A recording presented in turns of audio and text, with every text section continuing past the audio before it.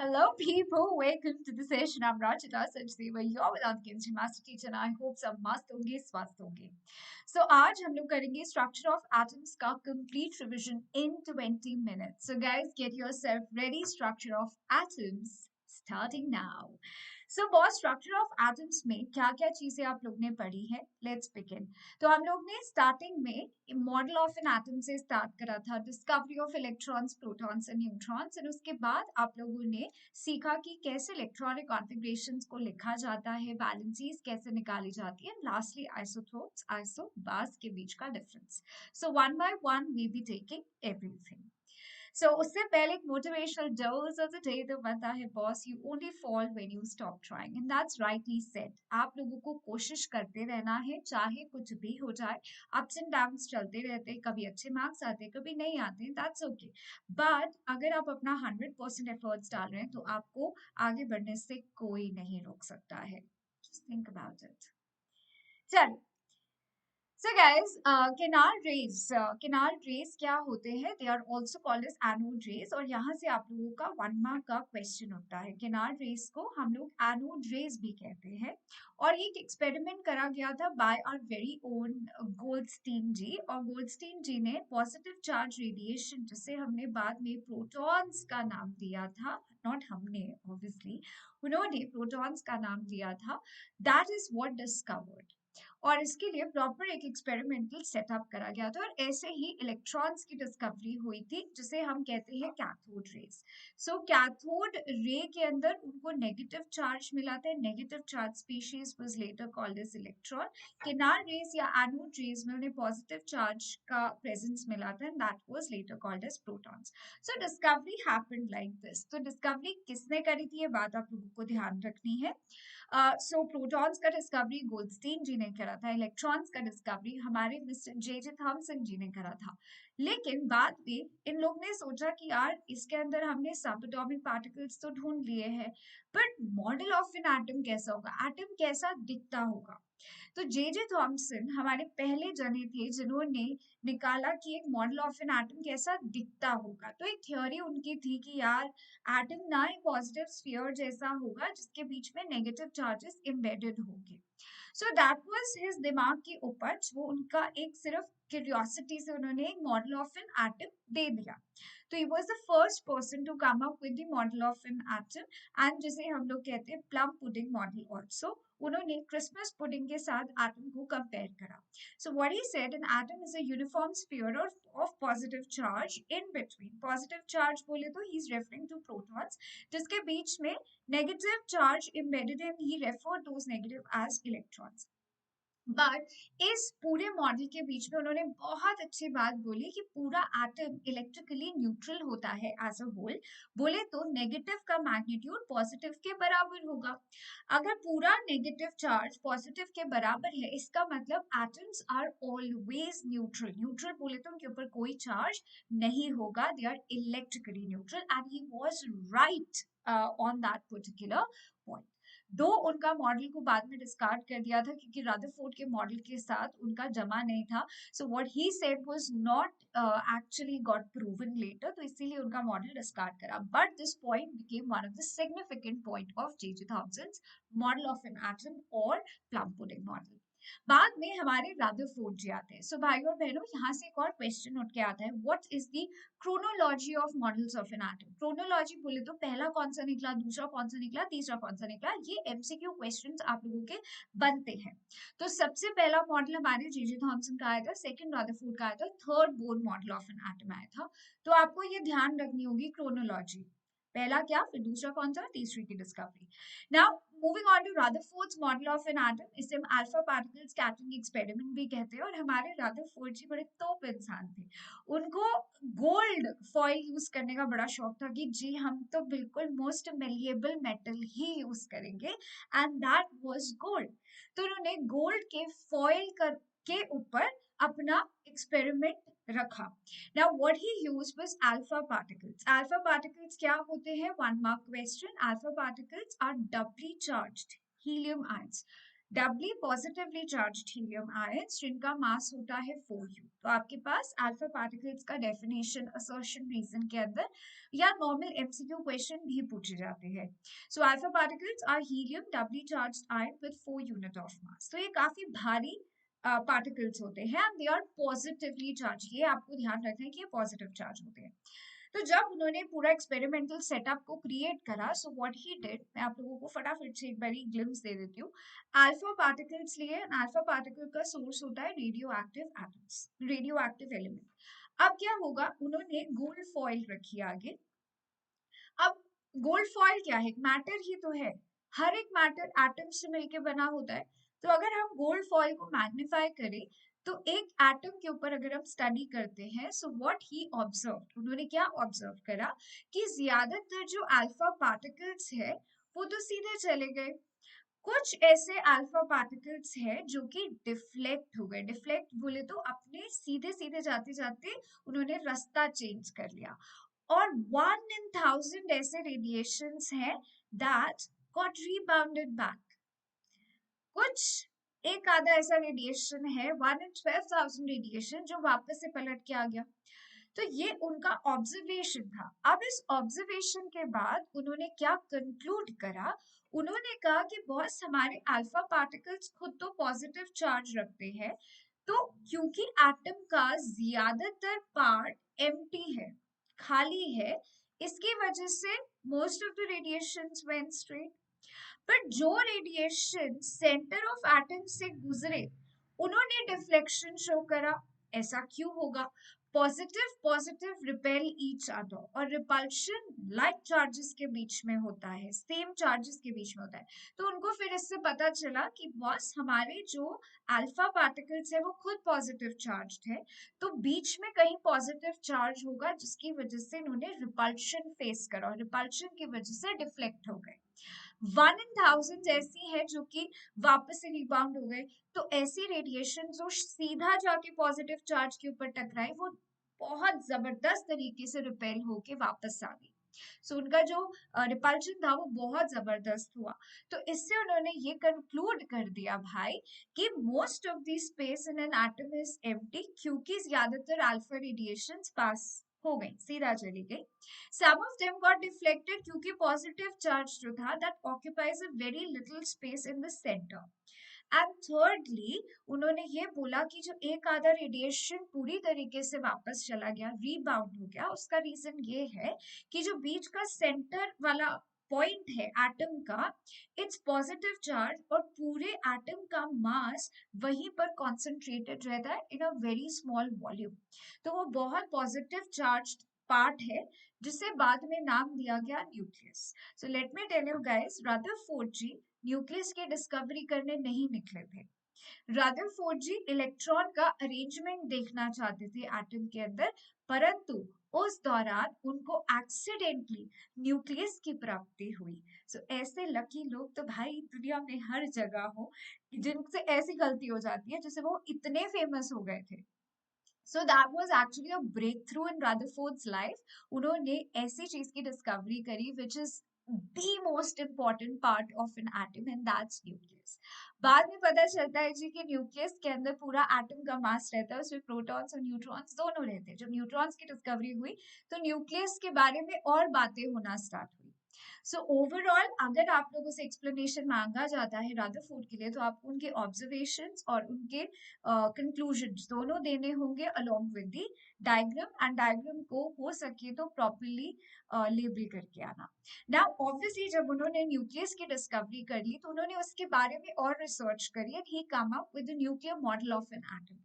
तो रदरफोर्ड जी ने जब न्यूक्लियस की डिस्कवरी करी उसमें उन्होंने पहला पॉइंट दिया कि जो पॉजिटिव चार्ज है सेंटर ऑफ एटम में, हम उसे न्यूक्लियस कहेंगे, और पूरे एटम का मास उसी के अंदर रहेगा। Entire mass of atom resides in nucleus.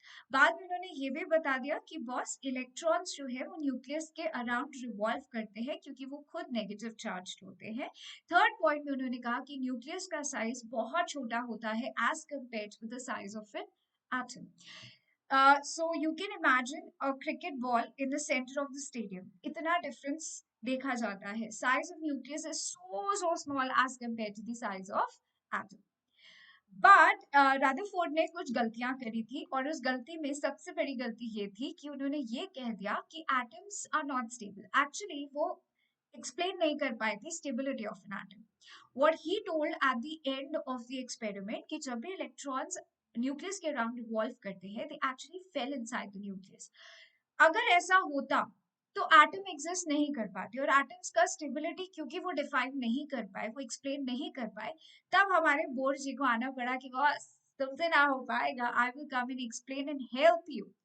So Bohr ji ने स्टेबिलिटी ऑफ एन एटम को एक्सप्लेन करा। बोर जी ने कुछ पॉइंट्स रखे, कुछ पोस्टुलेट्स रखे, जिसमें उन्होंने सबसे पहली बात ये बोली कि बॉस जब इलेक्ट्रॉन्स रिवॉल्व करते हैं न्यूक्लियस के around they actually revolve in a discrete orbit. Discrete orbit बोले तो उन ऑर्बिट्स का एनर्जी फिक्स्ड है। सो इलेक्ट्रॉन्स जो रिवॉल्व कर रहे हैं वो एक फिक्स्ड ऑर्बिट के अंदर रिवॉल्व कर रहे हैं, और उन ऑर्बिट्स का उन्होंने नाम दे दिया था as KLMN, internal till external, outermost तक जाते जाते न्यूक्लियस के पास वाले शेल को K, then L, M and so on. So overall उन्होंने ये बोला कि इलेक्ट्रॉन्स जब तक अपने ऑर्बिट में रिवॉल्व कर रहे हैं उनका एनर्जी फिक्स रहेगा, वो कभी भी एनर्जी लूज नहीं करेंगे, they will never ever fall inside the nucleus. But electrons अपना एनर्जी सिर्फ तब चेंज करते हैं जब वो वन लेवल से दूसरे लेवल में जंप करते हैं। अगर लोअर लेवल से हायर लेवल में इलेक्ट्रॉन जंप करेगा तो एनर्जी अब्सॉर्ब करते हैं। हायर एनर्जी से लोअर एनर्जी में अगर इलेक्ट्रॉन जंप करेगा तो वो एनर्जी एमिट करते हैं, रिलीज करते हैं। हर एक ऑर्बिट का उन्होंने एक स्पेसिफिक डेजिग्नेशन दिया, उसके साथ साथ उन्होंने नंबर भी दिया।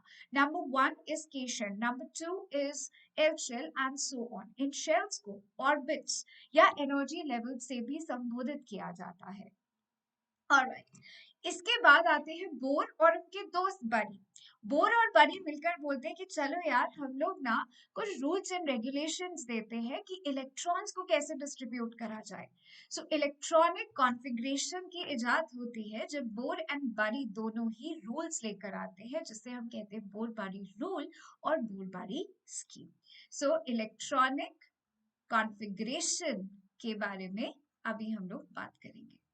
इलेक्ट्रॉनिक कॉन्फ़िगरेशन का मतलब है सिंपल शब्दों में इलेक्ट्रॉन्स का डिस्ट्रीब्यूशन इन डिफरेंट ऑर्बिट्स। तो उसके लिए पहला रूल दिया गया कि जब भी इलेक्ट्रॉन्स को हमें डिस्ट्रीब्यूट करना है तो मैक्सिमम नंबर ऑफ इलेक्ट्रॉन्स की अकोमोडिटी निकालने के लिए इन ईच ऑर्बिट कितना मैक्सिमम अकोमोडिटी हो सकती है, उसके लिए एक फॉर्मूला का हम लोग उपयोग करेंगे, यूज करेंगे, दैट्स 2n², जहां पर n का मतलब है number of that particular orbit और energy level index. For example अगर मुझे के शेल के अंदर मैक्सिमम इलेक्ट्रॉन्स निकालने हैं तो इसका नंबर 1 शेल है, इसको मैं अप्लाई करूंगी इस फॉर्मूला में, n का वैल्यू 1 अप्लाई करा, so that give me 2 electrons. So maximum जो है के शेल में 2 ही इलेक्ट्रॉन्स रह सकते हैं। ऐसे ही अगर मुझे n शेल की बात करनी है, n शेल बोले तो n is equals to 4, last shell KLMN है ना, नंबर 4 शेल। तो अभी मैं इसको फॉर्मूला में अप्लाई करूंगी तो क्या आएगा, that gives me 4 into 4 है ना, and into 2 that gives me total 32 electrons.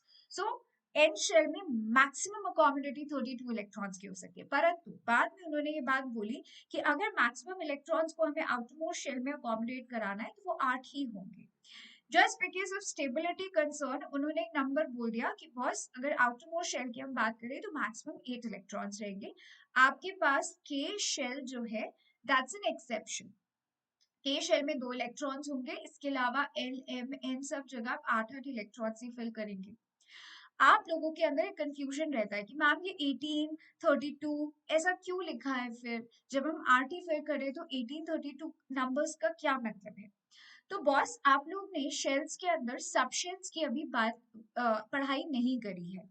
तो सब शेल्स जब आप पढ़ोगे आपको समझ में आएगा कि 18 इलेक्ट्रॉन से 32 इलेक्ट्रॉन्स का डिस्ट्रीब्यूशन कैसे हुआ है। फॉर नाउ आपको बस ये याद रखना है कि मैक्सिमम इतने अकोमोडेट हो सकते हैं, लेकिन स्टेबिलिटी कंसर्न्स की वजह से हम लोग आउटरमोस्ट शेल में, आउटरमोस्ट ऑर्बिट में 8 इलेक्ट्रॉन से ज्यादा अकोमोडेट नहीं कराएंगे। क्लियर है बॉस। सो के शेल का एक्सेप्शन है क्योंकि वो बहुत छोटा शेल है, उसके अंदर 2 इलेक्ट्रॉन से ज्यादा फिल नहीं कर सकते। बाकी के शेल्स के अंदर हमें 8 इलेक्ट्रॉन्स की लिमिट मैक्सिमम रखनी है। नाउ जब भी हम लोग इलेक्ट्रॉन्स फिल करते हैं we have to do it in a step wise manner. Step wise manner बोले तो पहले वाला शेल जब तक पूरी तरीके से फिल नहीं होता हम अगली शेल पर जंप नहीं कर सकते। फॉर एग्जाम्पल अगर हाइड्रोजन की बात करें इसका electronic configuration would be 1। Helium की बात करें 2 इलेक्ट्रॉन से, इलेक्ट्रॉनिक कॉन्फ़िगरेशन वुड बी के शेल में 2 इलेक्ट्रॉन्स। अब क्योंकि के शेल का लिमिट कंप्लीट हो चुका है तो अब 3 इलेक्ट्रॉन्स जब है तो 2 इलेक्ट्रॉन्स के अंदर बाकी बचा 1 इलेक्ट्रॉन के लिए हमें नेक्स्ट शेल पे जंप करना पड़ेगा। अब इस नेक्स्ट शेल को आप तब तक भरते रहोगे जब तक वो 8 इलेक्ट्रॉन से फिल नहीं हो जाता। अब जब इसका लिमिट कंप्लीट हो जाएगा तब आप जाते हैं अगली शेल की तरफ and that is M shell. So 2 8 1 total 11 electrons हो चुके हैं। So you have distributed electrons in a step wise manner. जब तक अंदर वाले शेल्स कंप्लीट नहीं होते आप बाहर वाली शेल्स पर जंप नहीं करेंगे। सो आप लोगों को इलेक्ट्रॉनिक कॉन्फ़िगरेशन आनी चाहिए टिल कैल्शियम। ठीक है, एटॉमिक नंबर 20। पोटेशियम का एटॉमिक नंबर 19 होता है तो उसका इलेक्ट्रॉनिक कॉन्फ़िगरेशन क्या होगा 2 8 8 1। के एल एम एन शेल अब खुल चुका है। कैल्शियम का कितना होगा एटॉमिक नंबर 20 इलेक्ट्रॉन्स है तो दैट विल गिव यू 2 8 8। तो बाहर वाले शेल में 2 इलेक्ट्रॉन्स। अब किसी भी एटम को अगर आपको रिप्रेजेंट करना है तो उनके मासेस को हम सर पे लिखते हैं और एटॉमिक नंबर हम लोग सबस्क्रिप्ट में लिखते हैं, जैसे कि you can see here. Carbon एक एलिमेंट है जिसका एटॉमिक नंबर है 6 और उसका मास है 12। सो मासेस को हम लोग ए से रिप्रेजेंट करते हैं, Z is the representation for atomic number.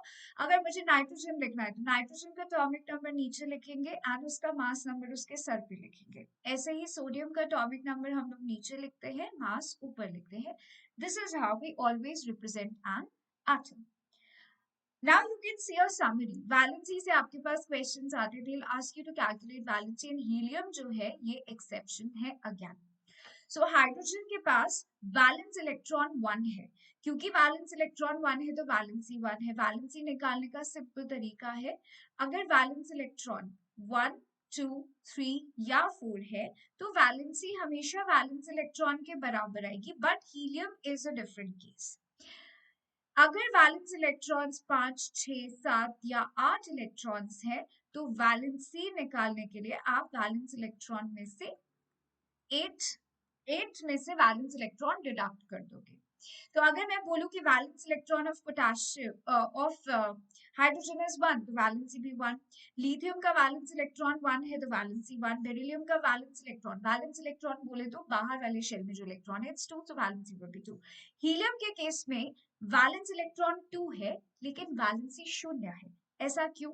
ये नोबल गैस है। नोबल गैस मतलब इसका शेल ऑलरेडी कंप्लीट है, K shell is filled with 2 electron, इससे ज्यादा फिल नहीं हो सकते, तो इसीलिए इनका कंबाइनिंग कैपेसिटी विल बी 0। ये ध्यान रखना, यहाँ से क्वेश्चन आता है आप लोगों के पास क्योंकि एक्सेप्शन है और कई बार आप लोग गलती कर देते हैं। So that's a repeated question. And lastly guys आप लोगों के पास आइसोटोप्स और इनके एप्लीकेशन से क्वेश्चंस आते हैं। Now what are isotopes and what are isobars? ये दोनों बिल्कुल उल्टा वर्क करते हैं। आइसोटोप्स बोले तो सेम एटॉमिक नंबर या सेम प्रोटॉन्स है ना, किसी भी न्यूट्रल एटम के अंदर उनके एटॉमिक नंबर, उनके प्रोटॉन्स और इलेक्ट्रॉन्स बराबर होते हैं। तो आइसोटोप्स जैसे कि हाइड्रोजन एटॉमिक नंबर 1 चाहे कितना ही मास हो, मास कैन बी 1 2 और 3। प्रोटियम ड्यूटेरियम ट्राइटियम एग्जिस्ट करते हैं नेचर में, but hydrogen is hydrogen, atomic number same है बट मासेस अलग अलग है, तो हम उन्हें आइसोटोप्स की कैटेगरी में डालते हैं। अब ऐसे ही क्लोरीन है, क्लोरीन 17 एटॉमिक नंबर है but exist as 35 and 37 isotope in nature. Carbon 12, 13, 14 exist करते हैं, but carbon has atomic number 6, which is fixed. फिर isobars के केस के अंदर they have different atomic number. Different atomic number बोले तो एलिमेंट ही different है बॉस, एक कैल्शियम है एक आर्गन है, दोनों का एटॉमिक नंबर अलग, प्रॉपर्टीज अलग, एलिमेंट अलग, परंतु इनका मास सेम हो सकता है। ऐसे एलिमेंट्स को हम लोग आइसोबार्स कहते हैं। Secondly what you have to remember here कि आइसोबार्स का केमिकल प्रॉपर्टी डिफरेंट होता है, they have different chemical properties, जबकि आइसोटोप्स के अंदर सिमिलर केमिकल प्रॉपर्टीज होते हैं because of same atomic number. तो ये आपके एमसीक्यू में पूछ लेते हैं। एटॉमिक नंबर सेम होने की वजह से आइसोटोप्स में केमिकल प्रॉपर्टीज सिमिलर होते हैं, ध्यान रखना। और आइसोबार्स में केमिकल प्रॉपर्टीज डिफरेंट होते हैं परंतु फिजिकल प्रॉपर्टीज सेम होते हैं। समझला? I hope you have got a glimpse of the entire chapter of structure of atoms in few minutes. तो अभी बस ऐसे ही आप अपने और चैप्टर्स को भी रिवाइज कर सकते हो, मोटे मोटे टॉपिक्स उठाओ और उनके अंदर के मटेरियल को समराइज करना स्टार्ट कर दो खुद से ही. So this is how you can finish up all the chapters very very quickly. So that was it from my side. If you like the session and if you want such sessions more, मेरे को नीचे जरूर लिख के बताना chat box में कि ma'am हमें ऐसे ही और chapters के revision चाहिए. I will definitely try to bring it up. Thank you so much, guys. That was it from my side. This is me, Rashita Sarshade, signing off. Take care, stay safe, stay happy always, and don't forget to subscribe and share. Thank you.